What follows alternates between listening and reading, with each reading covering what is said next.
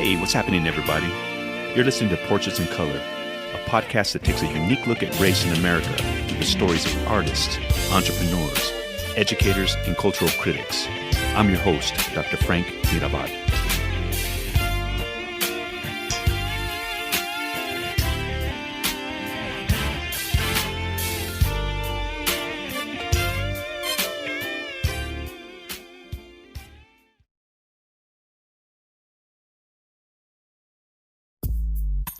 In 2018, Tess decided she wanted to learn more about her heritage by submitting her DNA to Ancestry.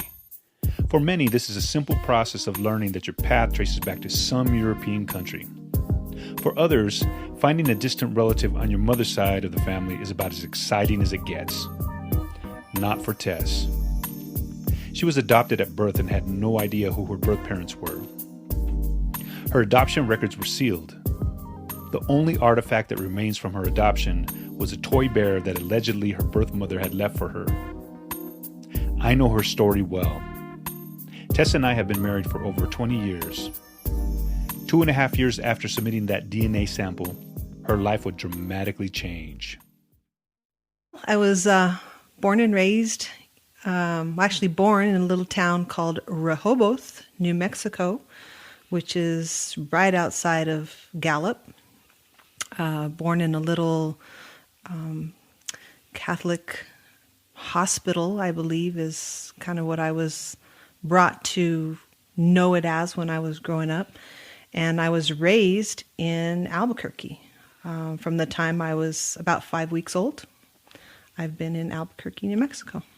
I had a very normal middle-class upbringing. I had a great childhood, great family. As far as being adopted, really, I don't know life to be any different than what it was. I've always known I was adopted, so I'm pretty sure I was told at a very young age. I think the majority of my memories, the earliest ones that I really have any recollection of, are probably kindergarten. And I solidly know that even at that time, I already knew I was adopted. So that's just how I was raised. That was nothing abnormal. It was just information. I had several friends that were also adopted. So that's just, it was normal everyday life. That's just how it was. Describe your relationship with your adoptive parents. What was it like? I had the best relationship ever. I was daddy's little girl. It was normal. I was an athlete. I had supportive parents like you could not believe. My dad was the first one at the games, coming in with soda pops and candies for everybody after a game. They never missed a game. My parents were always in the stands. My mom, early on, I remember, she was the leader, one of the leaders of our Brownie Girl Scout troop. So, I've always had very supportive family members, and just that real solid, what I've always known as that nuclear family unit, mom, dad, the kids, just a very mid-America, I guess, kind of life growing up. Lacey is an award-winning author and mother of 6 children. She was raised in a small farming community in southern Arizona. She submitted her DNA in 2015 at the urging of her sister, who was known as the family historian. She figured, what the heck? I'll submit my DNA, we'll learn a little bit more about our family tree, and that will be the end of it. Right? I actually feel like I had a pretty good childhood. It was a little different. I was born in Maryland, and the man I thought was my birth dad was my father at that time, and was until I was about 2.5 years old. He was in the military, so we moved around a lot. I don't really remember a lot of their actual marriage because they got divorced when I was about 2.5. So most of my young childhood, I remember seeing him come visit me on occasion, spoiling me with presents And I lived with my mom for a little while. We lived with her parents, and then she got her own little apartment next to her sisters. And so I was always surrounded by a lot of family. I just didn't have a dad. And that was really a big father figure in my life at that time.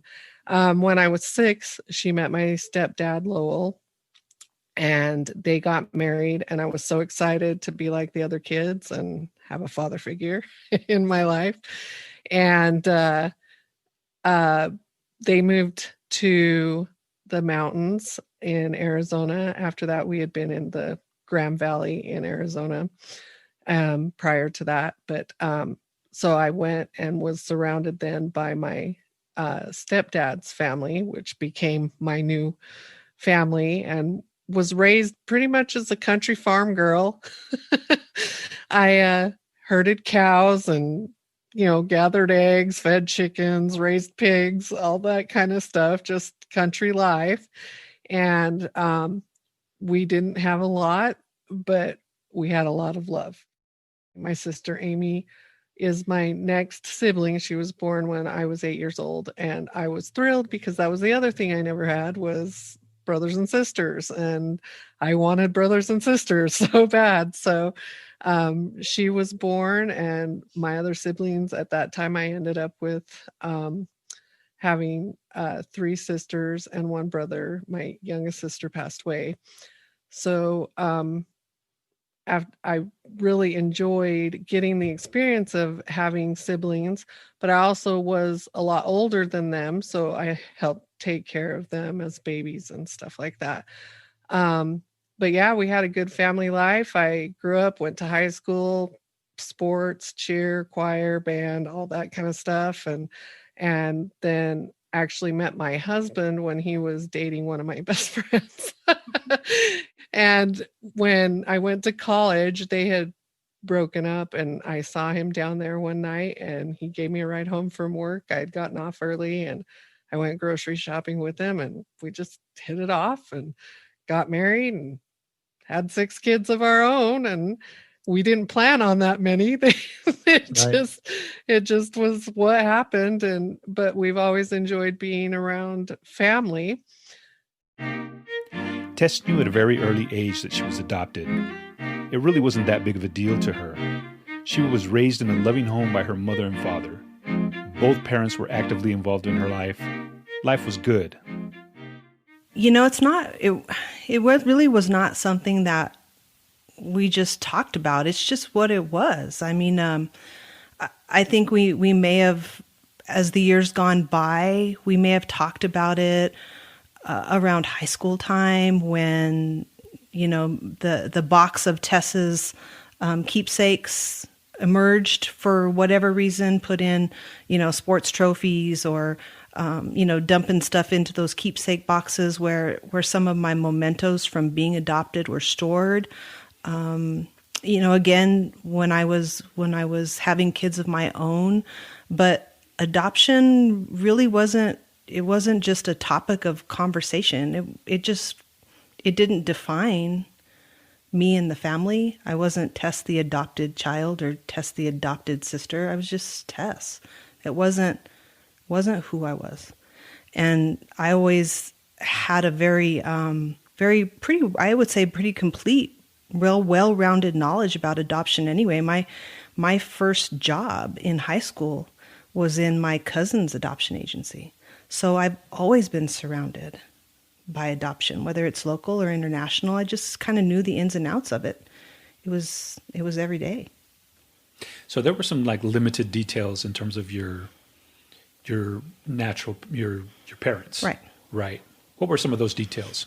So I had a closed adoption. So I didn't know really anything about my birth parents. I think the first time that I actually even remember having that conversation with my mom was probably after you and I were married, and we were purchasing our new home and moving my mom in with us, and again that box of keepsakes appears, And I'm then going through the animals and the baby blankets, and I think at that point it was I remember my mom saying that particular little animal was left in there by my birth mother. And that was probably the first time as a grown adult that I kind of reflected on that and just had a wow moment. How did you get involved in analyzing DNA results, first of all? Amy is a DNA expert and family historian. She also happens to be Lacey's younger sister. Actually, it's been a lot of years coming, honestly. So when I've always been passionate about family history in general. I remember in college, one of my very biggest papers that I ever wrote was actually writing the life history of my grandfather. And so I would interview him and I would write his story. And that was the first time I felt like I was really into the stories and stuff like that. After college, it was just about learning more about my family. And there was always this really big question on my dad's side of the tree. Within 3 generations, there was a brick wall. And nobody that I knew had ever been able to find any information to get past it. And I was like, I'm going to do it. I'm going to be the one. And in 2012, I remember getting the very first kind of email from Ancestry saying, hey, we're now offering Ancestry DNA. And I just remember thinking, oh, that's so cool. I wonder if that could help me. And as the years progressed, I kept thinking, yes, this is it. This is what I need to break through the brick wall. So I went to my dad and I said, please, are you willing to give a saliva sample? Let's get your DNA because I think it could help. And he's kind of the generation that's very hesitant of technology and all that kind of stuff, but he was very open to it and I'm super grateful for it. And so I had him tested in 2015. And around that same time is actually when Lacey, my half sister, my older sister, she got her test done too. I was telling everybody to get tested. I was just super excited about it. And so yeah, my dad's results came in and I started seeing all of these matches, cousins of his with names that I didn't recognize. And I said, these are the people. And I started researching them and started researching this last name I had never seen before. And ultimately it was that broke through the brick wall. I mean, it's literally been decades of this brick wall existing in the family that nobody knew anything. And because of my dad's DNA, I was able to break through. And then Lacey's results came in and I just remember her being very from all over. Like her ethnicity estimate was from everywhere. And I knew that she and I had a different dad.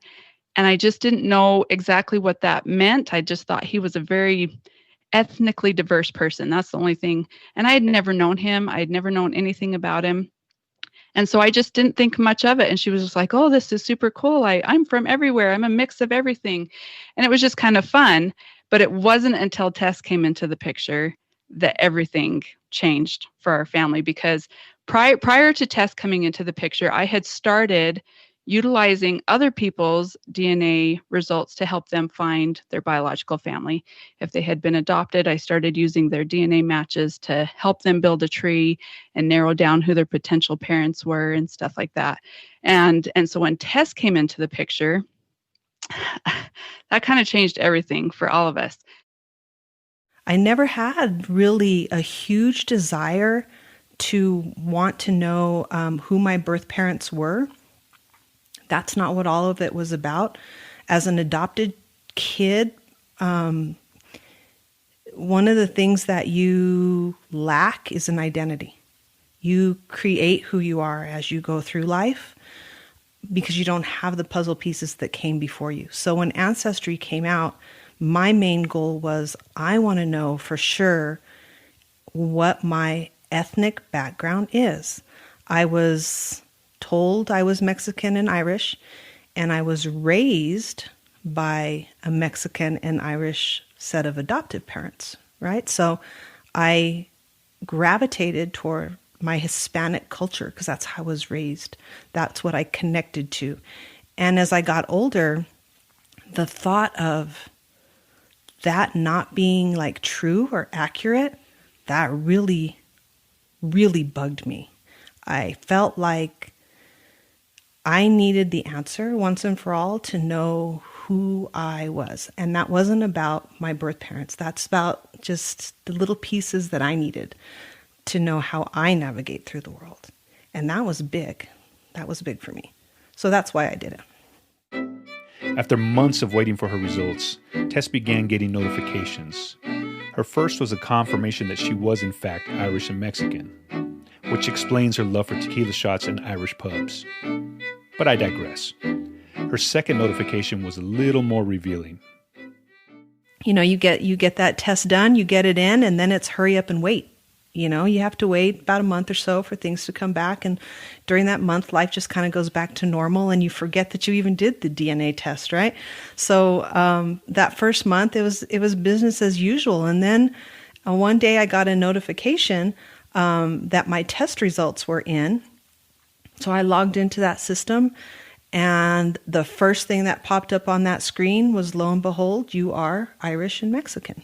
So at that point, I'm like, whew, what a relief. I take a deep breath, and I just kind of thanked whoever I needed to thank for letting me have the life that I did, and I was just relieved to know that I didn't have to try and figure out how to be something else or be somebody else. You know, I was who I was. So that was the first thing that was a relief moment. But then the next notification you get is you have a very close family member. Now my heart's beating a little bit faster, you know. So okay, let me check out that family member. What is that? It's a very close relative, is all the system tells you. It could be a first cousin, it could be a parent, it could be a sister. We just don't know. Lacey was living in the Virgin Islands at the time, and she left me a voicemail, and she was like, hey, you know, someone's reached out to me on Ancestry. It looks like we're really kind of a close match, maybe a first cousin, but I'm pretty sure it's on my dad's side. And I don't think I have any cousins on my dad's side. So since you're the family historian, because I am, everyone calls me the family historian. She's like, can you just look into it and see if you can find anything? And I was like, sure. Anyway, so I log in. Lacey had already shared her DNA results with me. And so I could just go and look at it. And I remember as soon as I logged in, I just caught my breath, because Tess, her name, was sitting in the exact same place where my name sits as a half sibling. And I just remember just looking at it and being like, she's not a first cousin. She's not a first cousin. She's a sister.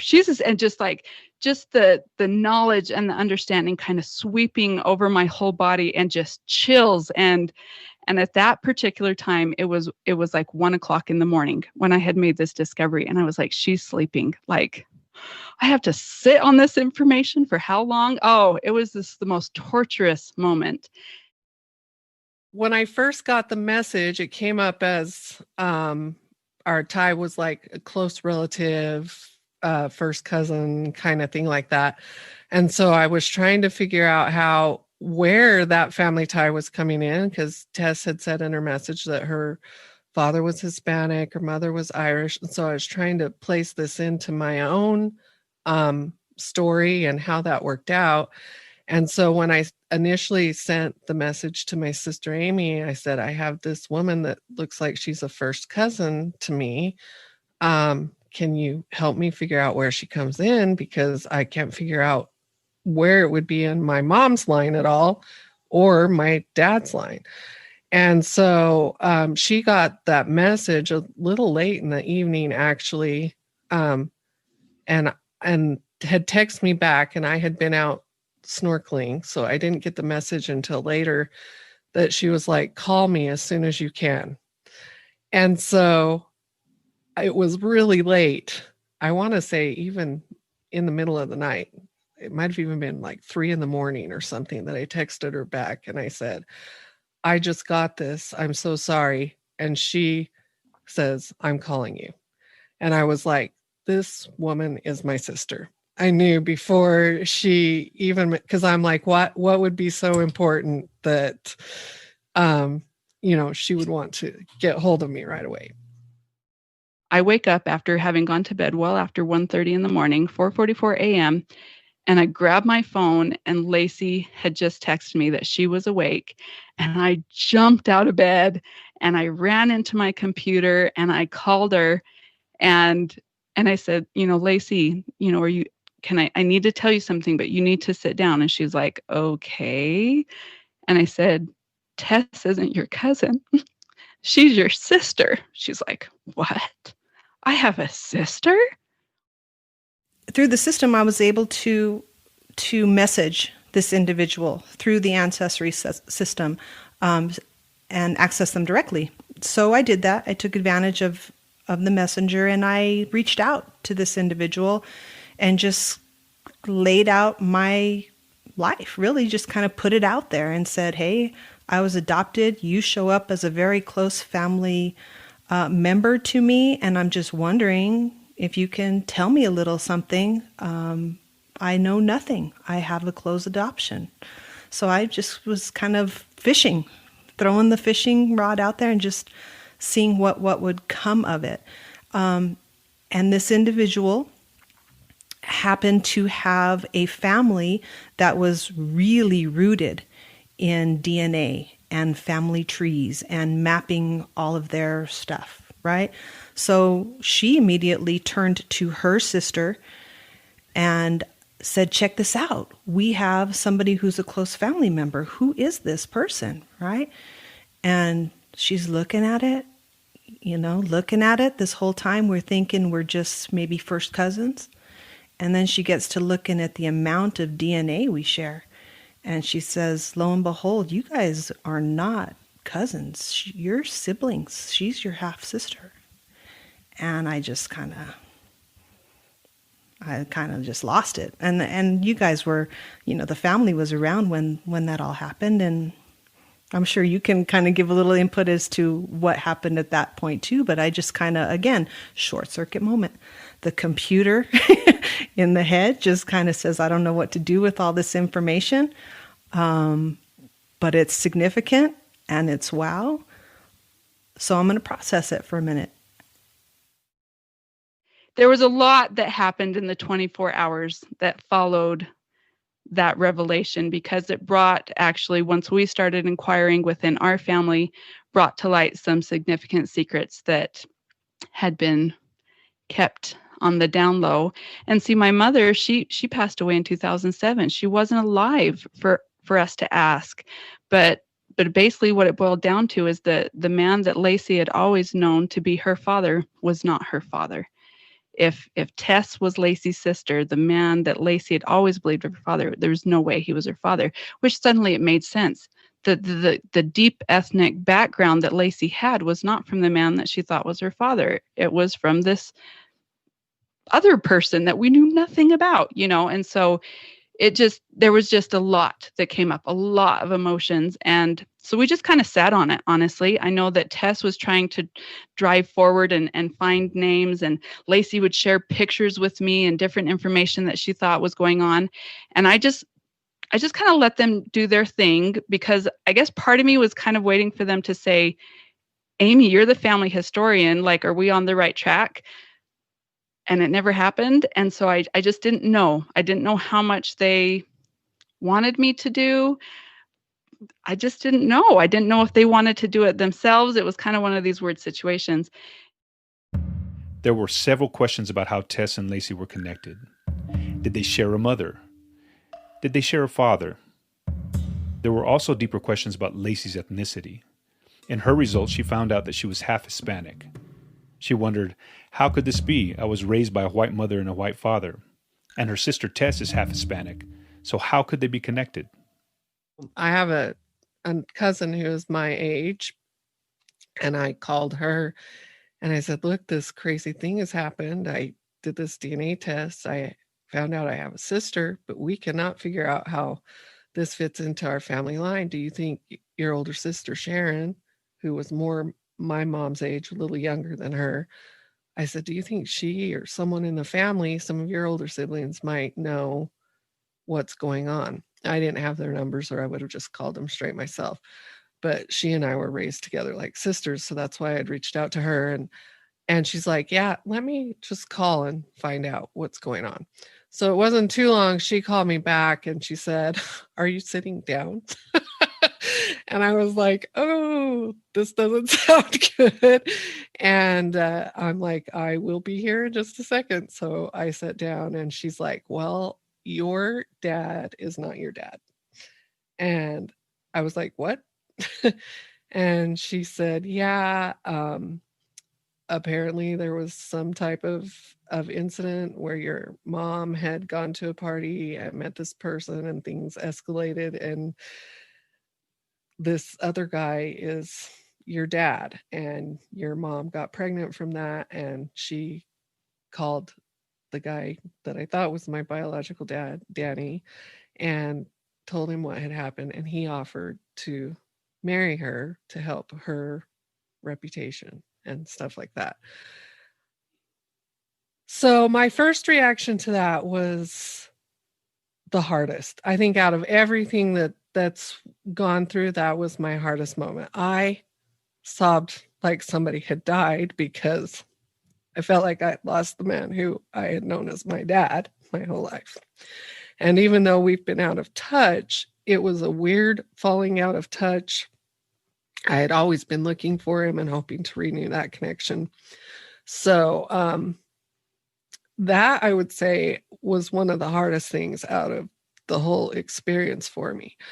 And so that's when I told Amy what my cousin had said, and she's like, we need to try and find your dad and see what he can tell us. We actually probably had his information, and I want you to know, Amy, okay, she's the bomb. I hired an ex-CIA agent to find my dad, and he couldn't find him. He came up with some names, and I'm like, no, they don't fit the profile. It's not what I know. It doesn't fit the right person. And he couldn't find him. And Amy literally just pops up one day and says, here's this address and information. Is this your dad? And I said, that's him. And so I had the address for a year before I wrote him. I was nervous because I had tried many times in my life to reach out to him and had never heard back or had any contact. So it was just my own childhood horror of being rejected kept me from really pursuing what was going on. And I finally think I got comfortable in a place where I was able to finally write that letter and send it. And then he immediately, as soon as he got the message, he read the letter, texted me right away. And he's like, I am here. I want to talk to you as soon as I can. So I came home and called him, and we laughed and cried. And he said he had been stalking me on Facebook as well. And he had remarried. So that was one of the reasons I had a hard time finding him.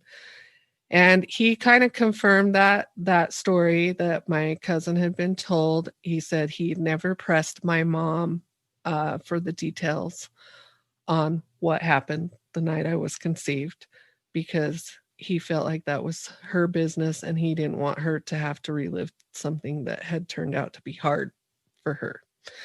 But he said he had always wanted to stay in touch. He had never gotten any of my letters, and he was on the opposite end, thinking that I had pulled away from him and he didn't want to intrude on our life. So now, that's also, thank you, Tess, renewed that relationship, because we talk every week, and it has been wonderful to have my dad back in my life. And, my stepdad, Lowell, he's very much my dad too. So I feel very dad blessed to have both of my dads.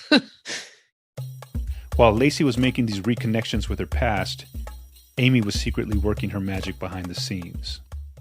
I started building a tree, but I didn't tell him that I started building a tree. Let's just put it that way. And I started working on it, but I was working on it slowly. And I have to say, it was one of the most complicated trees I've ever done. And I've done numerous adoption stories, and I found numerous adoptive parents and all this kind of stuff for people. And this was one of the hardest trees I've ever worked on. And I think is because the biological father's birth name, surname, changed.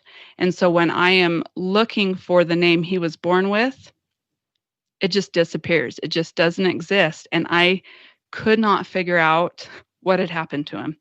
And I'm like, okay, is he like a criminal? Is he like using aliases? Like, I had no idea where to go with the information. And so there was a good part of the time that I would get so frustrated and so overwhelmed by not finding anything that I would stop. And for 3 months, I wouldn't do anything on it.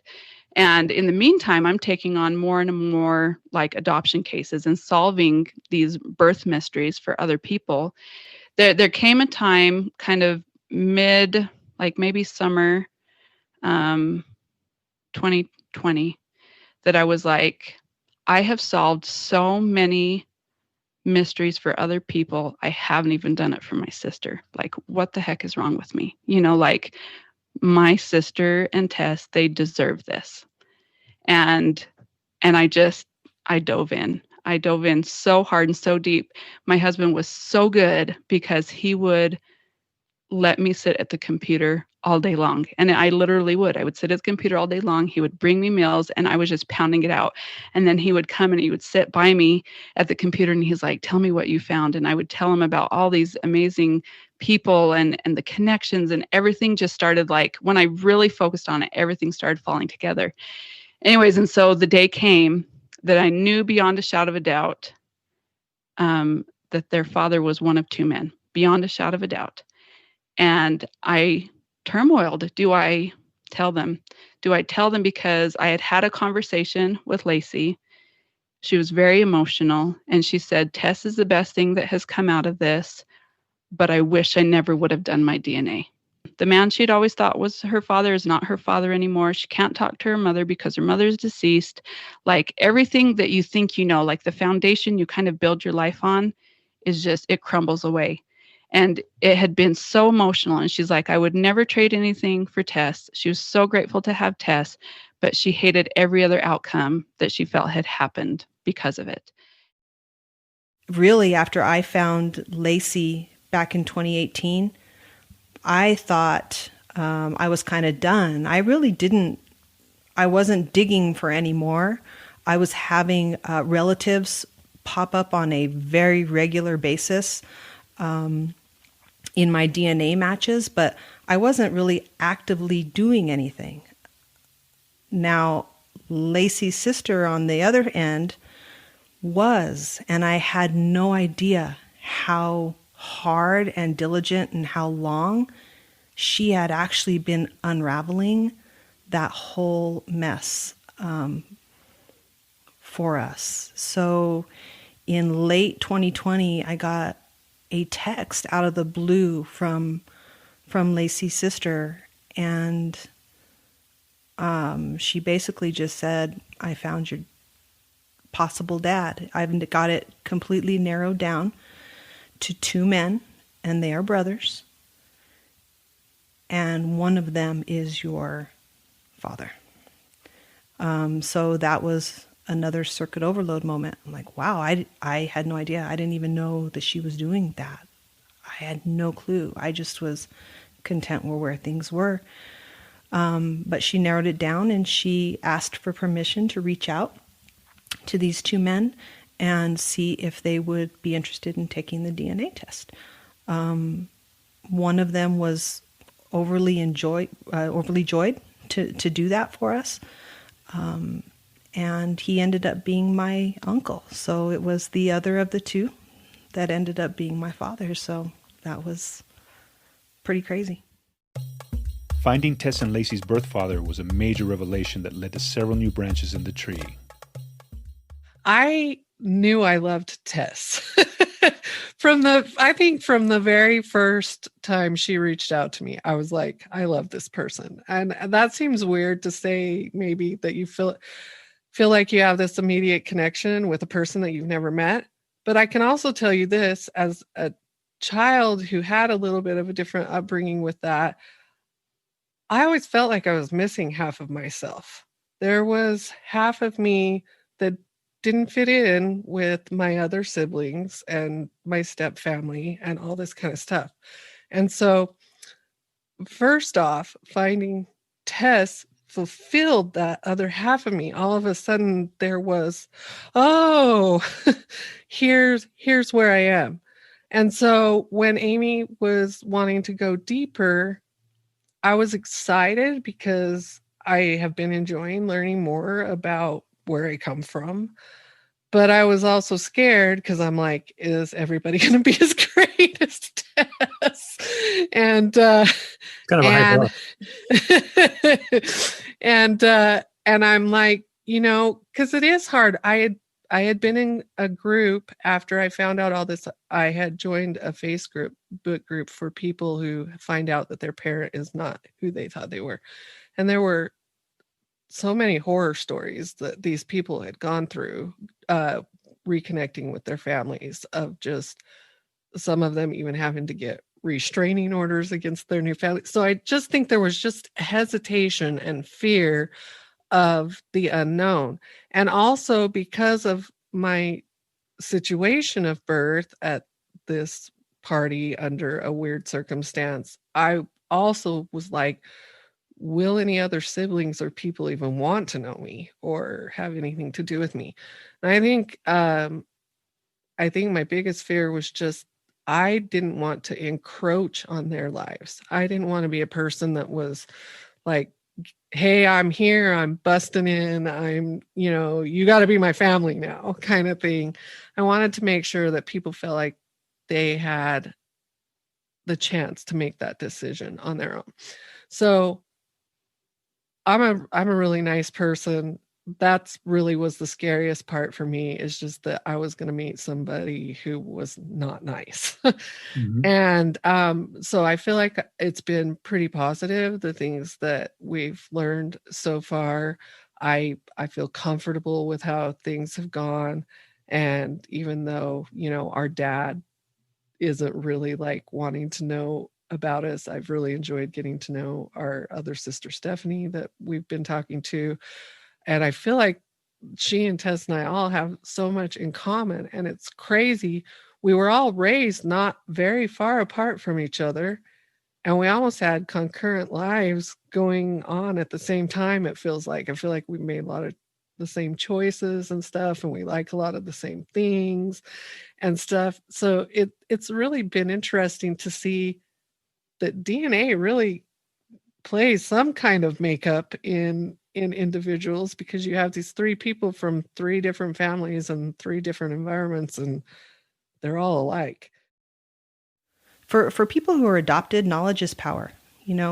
All you want to know ultimately is where you came from, who you are, in your blood, who you are, where the journey came from. If you're adopted and you go into this process, you have to be willing for it not to end in a reunion all the time. Mm-hmm. People generally who are in situations where they have to give their children up for adoption are found in not great situations. So it makes perfect sense that they all won't end up with red bows attached to them like a present. Mm-hmm. And that's, kind of how this one has initially ended on that side. I have nothing bad to say about this individual. I don't know him. I don't know his circumstances. I don't know. Right. And I would never want to assume that just because they, didn't want their children, that makes them bad people. That's just not the case. Bad things happen to great people all the time. From early on, Tess had an idea of who her mother might be, but she knew exactly where she had to go to find the answers. So now we're getting towards the very end of 2020, which is it's been a year riddled in COVID-19 and folks being, people losing their lives to this virus. Then Amy, who's been doing the search for you, has some other news for you. Right. So, this is probably the last wow moment and the largest short circuit of them all. But she ended up finding my birth mother, which she didn't have to do. You know, it didn't intersect with what she was trying to do for me and her sister. And she still went forward and dug through more information, connected some more pieces, and came up with my birth mom. And the funny thing about that is that when all of this started in 2018, the two people that I found early on was Lacey and was another individual who is my cousin, but was one that I had reached out to right away because it looked, because of the DNA, that she would fall on the side of my mother. So as I did with Lacey, I reached out to her through the message system and I gave her my story again. And she actually reached back out to me almost immediately and said, you know what? You are the spitting image of my first cousin. And that was it. It never went any farther than that. The times were just never right on her side to ever reach out or do any more digging, even though she was real committed to it. She really wanted to be that person. She wanted to help unravel it. She just couldn't. And at the end of the day, after all the tree branches were linked and flowed out, that individual was absolutely correct. That person ended up being my mom. She helped me more than I helped her, honestly. She had been told early on by one of her DNA matches by her cousin who the strong belief was of who her mother was. And I had built all of her tree, and that woman's name was in the tree. And I was said, it made sense to me. I just needed that extra nudge to be like, yeah, for certain. But in talking with Tess's paternal family members, they confirmed a relationship between her birth father and her birth mother, which was the woman that Tess had already had identified for her long ago. It was just kind of that added measure of confirmation that we needed. And anyway, so yes, I ended up stalking her, finding where she lived, wrote her a letter and sent it to her. And then within about a week and a half or so like that from receiving the letter, she responded to me and confirmed it all. And I don't know, it just, everything fell into place there too. And so recently you've made contact with this woman, right? I have. Yeah. And so what have some of the initial conversations been like? And we know that this is still a very big family secret on her end. So she hasn't told her family. So Right. she shall remain nameless. Yes. But what have been some of the initial conversations? What have they been like to this point? They've been amazing. I received my first birthday card.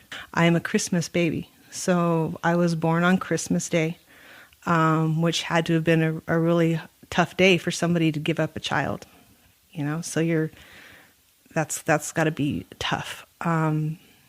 So I did find out through Lacey's sister was the one who was communicating between the two of us early on for the first couple of weeks. She was the go-between and just kind of sharing texts between the two of us. But all those texts were very positive and upbeat in nature, very supportive, wanted to make sure that I knew family health histories and such. And, you know, finally evolved to the point where I think we were comfortable enough to exchange our own information, phone numbers and emails. And, you know, lo and behold, out of nowhere, I did receive a text. I received a text from her, and it was pretty amazing. Yeah, she's super supportive, and she sent me a birthday card for my birthday, and we've been talking ever since. So we've been texting back and forth. So hopefully 2021 will be the year of getting to meet a lot of extended family. So I've got several other sisters out there on both, you know, the father's side and on the maternal side. So it's going to be interesting. So how has your life changed, if at all, since you've made these connections? So it's actually been really fun to me to go in, and I love going into the genealogy thing that has all the different percentages and just reading up on all the different things. I always thought I was more Irish. I'm actually more Scottish, so that was kind of a fun thing. So I would say personally and personality wise, it's been fun to know that some of the things that I have felt a relationship with through my life were actually part of me, and it's been exciting to get to know about some of the traditions and things like that that go on. Yeah, and so you're a renowned writer. I am. I guess Yeah. you can say that. So you're a storyteller by nature. Yes. So how has this experience shaped your storytelling, and do you have the urge to actually write a novel about this type of experience? So, I do right now, I've done only fiction. I have had a thought of, trying nonfiction and stuff too, and maybe doing a story about our DNA with that. But I've also talked to a lot of people who said they would love to hear the story in a fiction environment, even because a lot of people in my job that I've noticed with readers, I feel like people hear stories in fiction because it comes off non-threatening to them. They're sitting down to relax and read, and they don't feel affronted by so many things. So I feel like I could tell things that might be harder to hear in reality in a fiction setting, if that makes sense.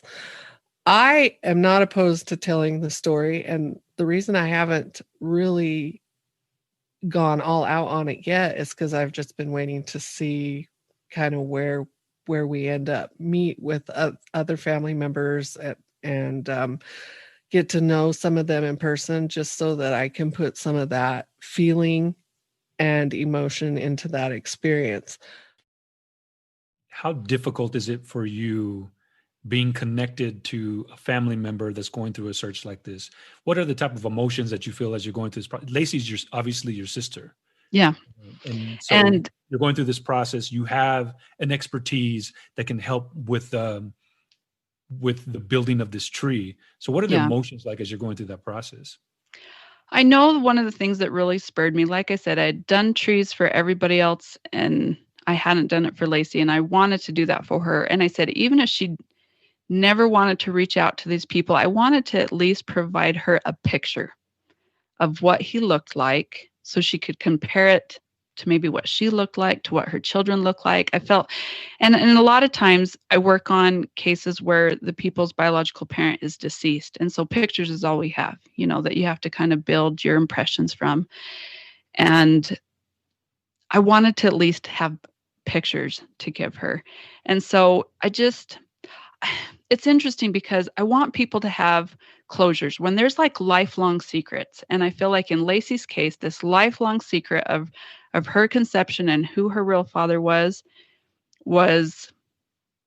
almost maddening. Like it eats at you and you just want, and I knew that of all people that she knew in her life, I was the one person that could provide some kind of answer or closure for her. I would be a horribly mean and unloving person if I didn't want to help give her that closure. I consider myself kind of a secret warrior. Like I just want to help people find answers. I don't want there to be secrets anymore. I want them to, I don't know, just to have closure, to have a peace that comes with answers, I guess. The hardest part for me, like I said, I'm so invested and I know these people so well and stuff. The hardest part is the day where I have to step out of the picture and I have to say, okay, Tess, here's your mother's contact information, and then go to her mother and be like, here is Tess's contact information, and let them build the relationship at their own pace in their own time. And I never hear another word. Mm-hmm. And that is probably the hardest, most emotional part for me, because I'm in it. Like, I know these people. I've fallen in love with these people. I've put days and hours and weeks into these names and these people that I've grown to love and care about. And then I have to just step away and just let them live their lives. And every once in a while, I might get like a text or a picture or a happy Mother's Day or Merry Christmas, or just where they're expressing gratitude or whatever, that I'm still part of their lives, but I'm not in the picture anymore. That's probably the hardest part for me. And so I've thought so much of Tess, like, okay, I know that she and her biological mother, are communicating now. Like, what's happening? Right. So this journey has been hundreds, maybe even thousands of hours of research, connection, highs, lows, leads, dead leads, things of that nature. So where do you think it goes from here? Wherever we allow it to. I think that's our choice to make, and how it envelops. I know that the sister that Lacey and I have found on our father's side is really excited. She's anxious. There's still other siblings on that side that we have not really been in contact with yet, but look forward to maybe getting there. It's a lot sometimes for people to handle, a lot of those things are skeletons in somebody else's closet, and maybe some people just don't like skeletons, So again, you have to be open to it not being a great scenario for a lot of people, and that's okay. My advice is, do not do this if you do not want to know the truth. And even though I feel like my story has worked out well, I've seen other people get their lives shattered by what they find out. DNA does not lie. It doesn't keep the skeletons in the closet. You're going to find out stuff whether you want to know it or not. And you may just find out what you were hoping for a quick, learn about your genealogy, or you may find out you have a whole family out there and you're one of, 8, 9 kids. I think it is a good thing. It's nice to see families being reunited. I actually have my daughter's future mother-in-law is staying with us right now. She just moved up here and is looking for a place, and she's going through this same thing. She is discovering she has all these brothers that she didn't know about and kids that her mom never told her she had. And so it's been kind of nice to have her here and hear her story, but her story hasn't always been like mine. She hasn't had as many good experiences. So I feel fortunate for that. So that would be, I guess, my warning to people is, if you want to know, do it. You will find out what you want to know, but you might find out what you don't want to know too. It could be a good thing or not. Tess and Lacey met for the first time in May of 2018 at our daughter's graduation party. We met her husband and children, and the sisters shared their life journey. It is a bit of irony that the two sisters who have a shared love for romance and paranormal novels, share physical features, and grew up only 4 hours away from each other might have never have met if it wasn't for the power of DNA. It is also ironic that the person putting together the family tree was already in the family tree.